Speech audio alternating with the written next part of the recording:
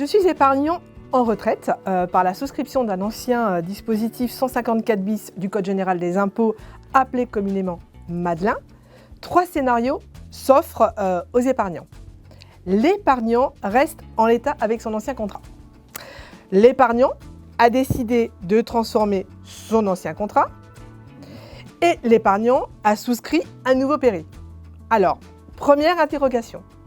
Je garde mon ancien contrat, mais je ne peux désormais plus l'alimenter. Et je ne désire pas ouvrir un nouveau dispositif péri. Quels sont mes droits sur le contrat passé ? Bon, déjà, Corinne, on peut rassurer tout le monde. Concernant les droits sur le contrat, alors on est en l'occurrence, j'avais un contrat en fiscalité Madeleine, dans les ex-contrats, je n'ai pas choisi de transformer ce contrat au 1er janvier 2022. Les droits acquis sur l'ancien contrat restent acquis. Il n'y a aucun souci là-dessus. Voilà. Le seul problème, c'est que je ne peux plus verser, évidemment, et continuer à déduire pour constituer de l'épargne. Mais sinon, les droits restent acquis, bien sûr, c'est évident. Deuxième interrogation. J'ai fait le choix de transformer mon ancien contrat. Pouvez-vous nous expliquer l'intérêt de cette opération pour l'épargnant ? Un intérêt majeur déjà, on en parlait tout à l'heure, enfin à plusieurs reprises. C'est-à-dire que sur les anciens contrats, les niveaux de rente constitués sur les anciens contrats étaient tirés à la baisse depuis des années. Et donc l'avantage majeur en fait d'avoir transformé, et pas transféré, attention, parce que c'est pas du tout la même chose. Ce qui a été proposé, c'est de transformer toute la gamme ex-Madeleine, on va le dire comme ça, en PER individuel. Quand on transforme, on maintient le maximum des avantages techniques qu'il y avait dans l'ancien contrat et on fait bénéficier en même temps le client de tous les avantages du nouveau contrat qu'est le PER. Donc en fait, j'associe à la fois les avantages techniques de l'ancien et les avantages du nouveau. Donc c'est vraiment une opération extrêmement intéressante pour le client. C'est pour ça que évidemment ça avait été proposé. Donc pourquoi c'est intéressant pour ça, parce que je vais associer les deux avantages des deux côtés et évidemment je vais pouvoir surtout sortir mon épargne sous format capital fractionné, ce qui s'appelle du revenu financier, plutôt que uniquement que de la rente viagère. Voilà, si je veux prendre un bout de rente viagère sur mon PER, mais je peux tout faire avec, c'est un couteau suisse. Donc c'est ça qui est intéressant. Et dans cette transformation, ce qui est extrêmement intéressant et important, c'est qu'on a maintenu notamment les tables de mortalité d'origine des anciens contrats, et on les a transférés, du coup, embarqués dans ces PER transformés, qui ne sont pas donc des PER transférés, c'est bien des PER transformés. Voilà, donc c'est pour ça qu'on associe le maximum d'avantages, et il y avait tout intérêt à le faire, voilà, sauf cas exceptionnel, bien sûr. Alors, finalement, et c'est notre troisième interrogation, le meilleur tandem ne serait-il pas un péri transformé avec l'ouverture d'un péri classique existant ? Ce serait vrai, Corinne, si mon PER transformé, je ne pouvais pas l'alimenter. Là, au contraire, je peux alimenter mon PER transformé.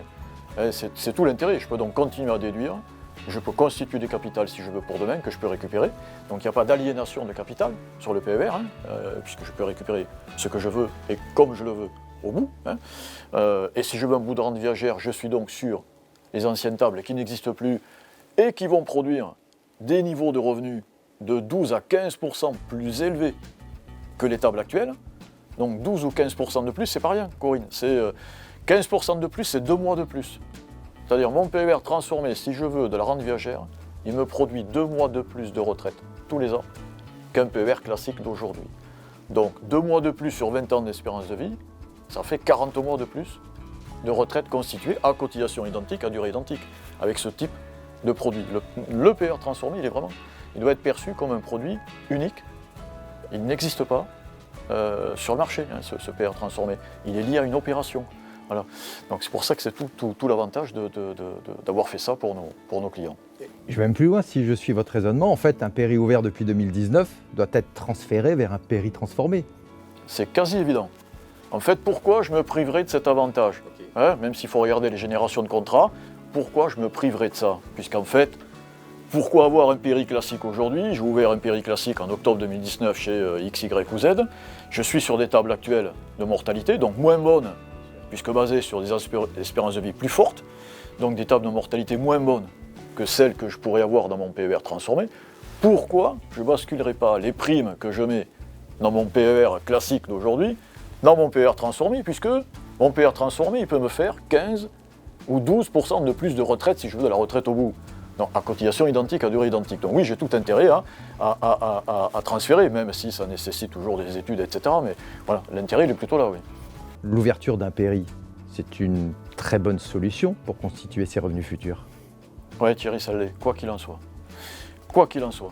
Ça l'est, puisque d'ailleurs il y avait un atelier du COR, du Conseil d'orientation des retraites, qui avait traité de ça à travers un atelier qui s'appelait la stratégie de décumulation de l'épargne. C'était extrêmement intéressant parce qu'en fait ça montre de façon très simple comment la rente financière, en fait, c'est-à-dire le capital que j'ai au bout sur mon PER, si je choisis de le fractionner, on va appeler ça de la rente financière, et je récupère mon épargne au rythme où je le souhaite. Donc c'est l'inverse de la rente viagère. La rente viagère, c'est j'ai plus la main sur mon capital, je laisse le capital à l'assureur, et j'ai une rente qui est fixe, on va dire, quelle que soit la durée. Mais par contre, j'ai plus le retour sur mon capital. Voilà, donc c'est effectivement à travers cet atelier du corps, c'était extrêmement intéressant parce que ça montrait que comme les niveaux de rente liés à l'évolution de l'espérance de vie, donc les fameux taux de rente, avaient baissé. Pour faire simple, aujourd'hui, on est pratiquement sur une espérance de vie de 30 ans, passé 65 ans, c'est donc une espérance de vie de 30 ans, il faut que j'attende pratiquement 95 ans pour récupérer ce que j'ai mis sur un contrat qui fait de la rente. Pratiquement 100 ans. Il faut que je dépasse 100 ans pour que je commence à récupérer l'épargne que j'ai mis sur un contrat qui produit de la rente viagère. Là, j'ai pas ce problème avec un PER, que ce soit un PER transformé ou pas d'ailleurs là. J'ai pas ce problème puisque je peux récupérer mon épargne en capital fractionné, donc en revenu financier. Et en fait, ce qui se produit, c'est que la rente viagère met tellement de temps à être amortie qu'en fait, la rente financière aujourd'hui prend le dessus même sur la très longue durée sur la rente viagère. Voilà, donc il y a une espèce d'inversion du risque. C'est-à-dire, auparavant, on se disait, si je prends une rente viagère, je ne prends pas de risque, j'assure un revenu. Et donc je vais faire ça. Ça valait sur les anciens modèles. Ce modèle, il s'est fortement dégradé.